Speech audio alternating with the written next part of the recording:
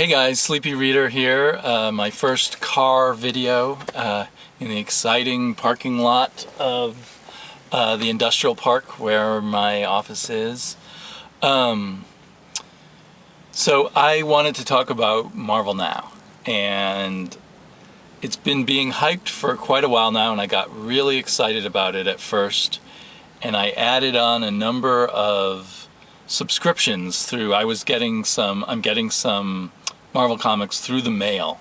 They always come later, but they're in okay shape, and you get them a lot cheaper than you do on the newsstand or on the comic book at the comic book shop.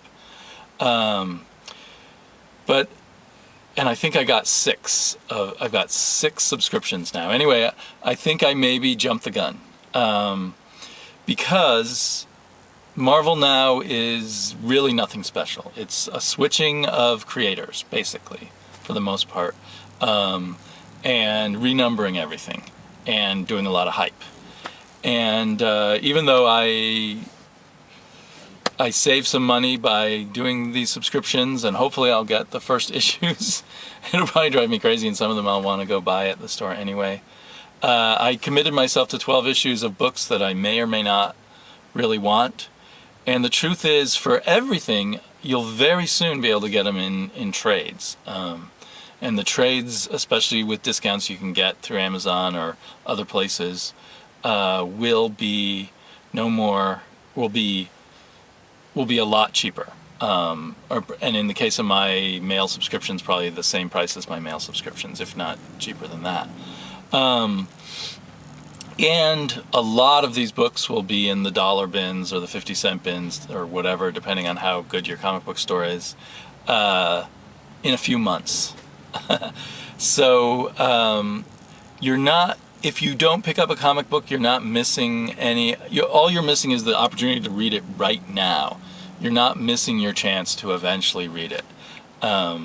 So I'm a little interested in the Uncanny Avengers run by Rick Remender, but really I'll probably be fine reading it in a trade in 6 months. And I may see reviews about it that make me not want to read it anyway. So I'm just sort of saying, don't get overly caught up in the hype. Buy what you want to buy and what you can afford to buy to read. Sometimes you can rationalize, oh, it's a collector's item, I can buy more comics because eventually it'll pay off. I don't think there's any chance it will pay off with a super hyped up event like this. It's when you pick up the early issues of The Walking Dead or something like that, something more obscure that no one expects to succeed, or that has a low print run. That's where you're gonna, if you have the savvy to make money from comics, that's where you're gonna really see an increase in value. So yeah, it's kind of a message to myself. Don't get too caught up in the hype. Think carefully about what you're gonna buy what you can afford.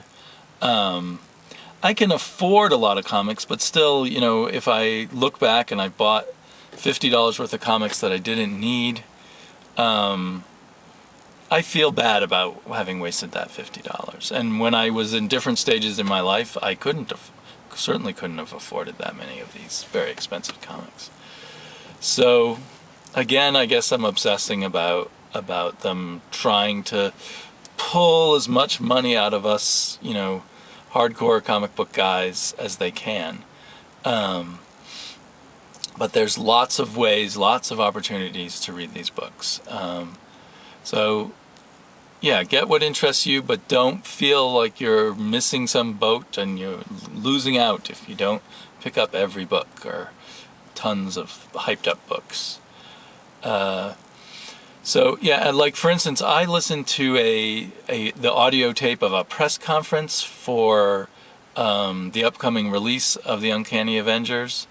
And really, when you listen to them talk about it, all it was is a new creator is coming on to this comic book that's combining a little bit of the X-Men and a little bit of the Avengers. And it's just a continuation of the Avengers versus X-Men process that's been happening. It's just another Marvel continuation. There's no nothing big here, folks. Move along. Even though that's not how they meant to describe it, that's how it came out, really. You know, it's going to focus on the Red Skull, and, you know, it's nothing new. It's just another little tweak, a little twist in the ongoing Marvel continuity. So yeah, that's my screed here. I personally wish I hadn't pre-invested in quite so many of those subscriptions, although at least I was saving money. But who knows whether I'll want all 12 of those issues that I've now committed to. And I may pick up one or two at the comic book store. Hopefully mostly just the $3 books and not the $4 books. I might try one or two $4 books. We'll see how weak I'm feeling. But I gotta keep reminding myself I can get them later. Talk to you all later. Bye-bye.